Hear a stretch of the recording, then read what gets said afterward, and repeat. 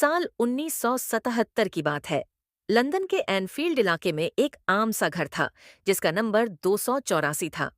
घर में रहती थी पैगी हडसन और उसके 4 बच्चे, मार्गरेट, जेनेट, जॉनी और बिली।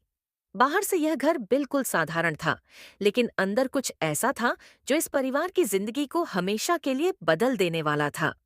शुरुआत हुई थी एक सामान्य रात से।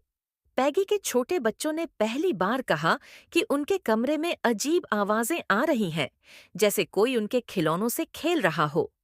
पैगी ने सोचा, यह केवल हवा या बच्चों का कल्पनाशील मन हो सकता है, लेकिन अगले ही दिन की घटनाओं ने सबको हिलाकर रख दिया।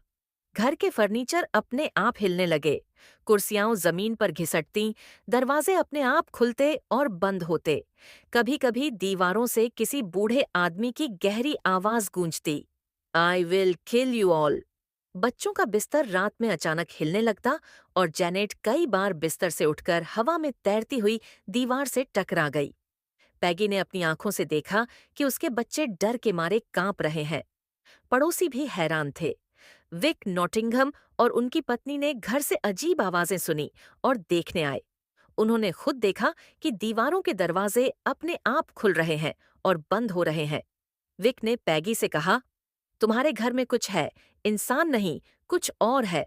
कई दिनों तक घटनाएं बढ़ती रहीं।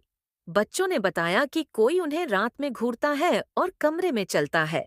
जेनेट ने कहा, वो आदमी मेरे पास आया, मम्मी। उसका नाम बिल विल्किंस है। उसने कहा कि यह घर उसका है। यह आवाजें इतनी स्पष्ट थीं कि पैगी ने सोसाइटी फॉर साइकिकल रिसर्च से मदद मांगी। मॉरिस ग्रॉस और गाय प्लेफेयर आए और उन्होंने घर में कैमरे, माइक्रोफोन और रिकॉर्डर लगाए। हर रात उन्होंने रिकॉर्ड किया, दरवाजों की ठक-ठक, फर्श पर गिरती कुर्सियां और बच्चों की चीखें। सबसे डरावनी रिकॉर्डिंग थी वह, जिसमें किसी बूढ़े आदमी की आवाज गूंज रही थी, my name is bill Wilkins, I died in this house, in the chair. Bill Wilkins वास्तव में इस घर का पुराना मालिक था। 1963 में उसका निधन हो गया था और अब उसकी आत्मा इस घर में मौजूद थी, बच्चों को परेशान कर रही थी। एक रात जब घटनाएं चरम पर थीं, पादरी को बुलाया गया।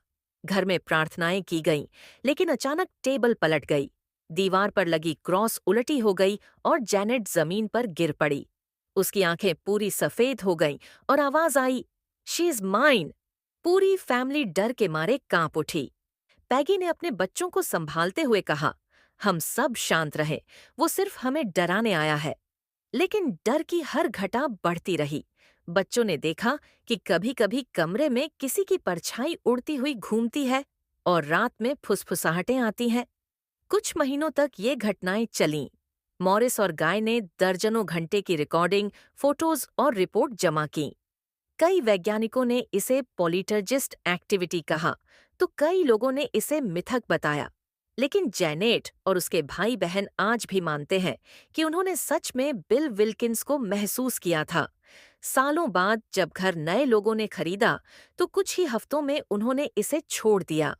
कहते हैं, रात को वही थक थक की आवाज फिर सुनाई देती है, बाथरूम के शीशे पर धुंधली परछाई दिखती है और कभी-कभी किसी की गहरी फुसफुसाहट सुनाई देती है, आई डाइड इन दिस हाउस।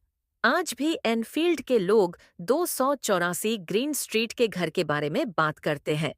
कहते हैं कि यह सिर्फ ईंट और सीमेंट का घर नहीं है, ये उन रूहों का घर है जो कभी नहीं गईं। अगर आप कभी वहां जाएं, तो वहां से दूर रहें, क्योंकि उस घर में आज भी कोई है जो नहीं चाहता कि कोई उसके घर में रहे।